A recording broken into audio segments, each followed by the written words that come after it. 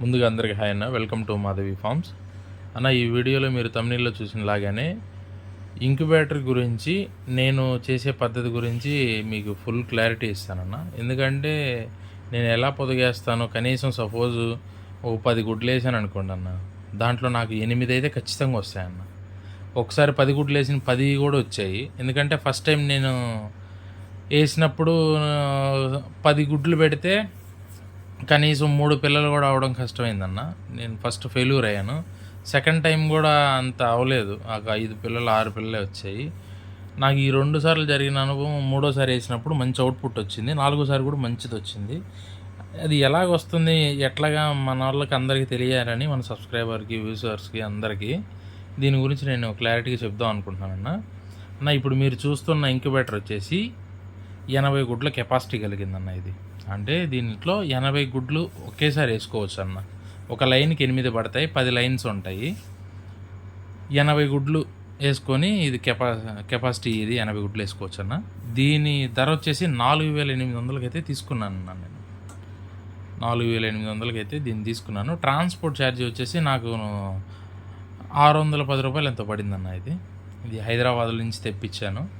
అన్న దగ్గర ఇంక్యుబేటర్లు కూడా బాగానే ఉన్నాయి. నా దగ్గర బాగా అయితే వర్క్ అయింది. కొద్దిగా ఇది ఎందుకు క్లీన్ చేస్తున్నానంటే అన్న, మన సబ్స్క్రైబర్లకి ఈ మధ్య ఎగ్స్ బాగా ఇచ్చేసానన్న.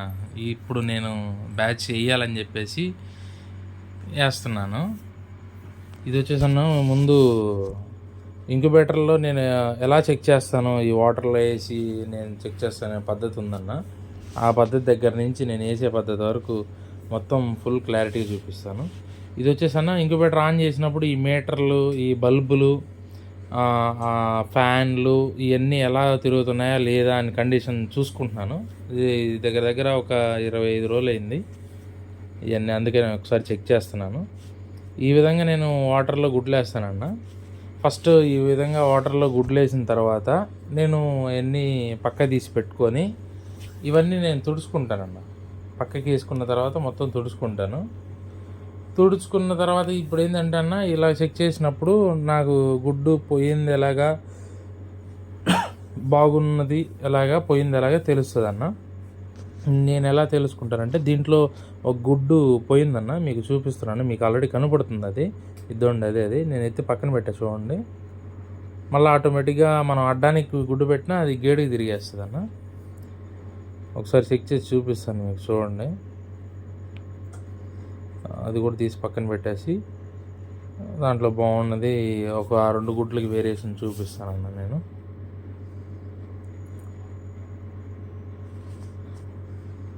చూడండి అన్న, ఇది నీళ్ళలో నుంచి కొద్దిగా తేలిపోయింది.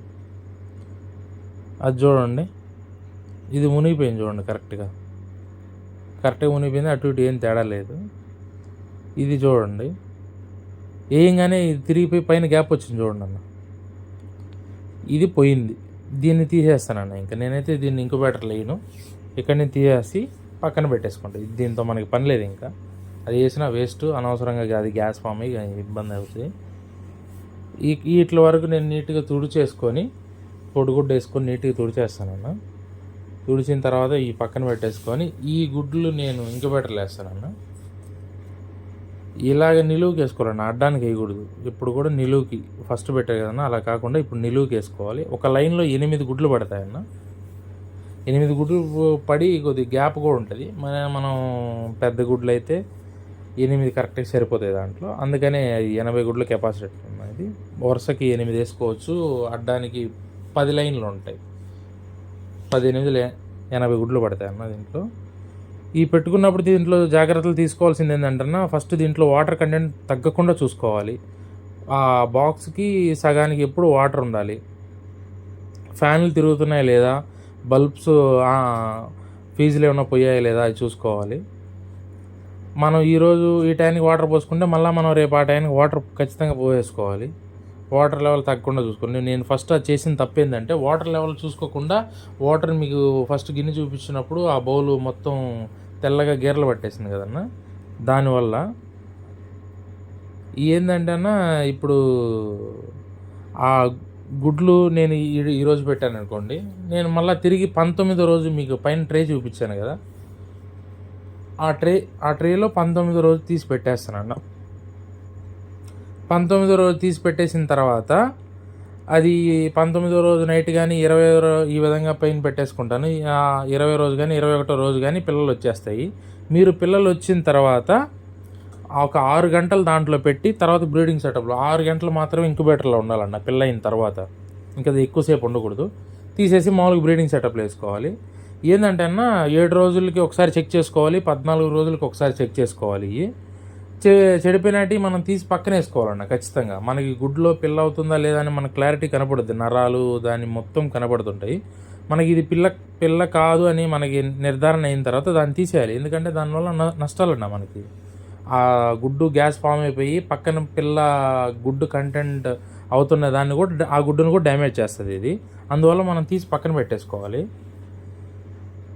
ఈ విధంగా నా పిల్ల దీంట్లో నుంచి వచ్చిన తర్వాత మనం 6 గంటలు ఆ విధంగా బ్రీడింగ్ సెటప్లో ఆ ఇంక్యుబేటర్లో ఉంచుకొని 6 గంటల తర్వాత తీసి ఈ విధంగా బ్రీడింగ్ సెటప్ అన్న. ఇది నా బ్రీడింగ్ సెటప్. ఇది ఒక గాబుకి మధ్యలో మెస్ కట్టేశాను. మెస్ కట్టేసి ఇది దానిపైన వదిలేసి దాంట్లో బెల్లం నీళ్ళు ఫస్ట్ రోజు ఇస్తానన్న, తర్వాత పసుపు నీళ్ళు ఇస్తాను. అట్లాగే దానికి మొటాలిటీ కాకుండా మనం బెల్లం నీళ్ళు లేదా విమ్రాలు అవి కల్పిస్తూ ఉంటానన్న. చాలా హెల్తీగా ఉంటాయన్న నా దగ్గర పిల్లలు అయితే. 100%, 80% పిల్లలు అవుతాయి ఖచ్చితంగా.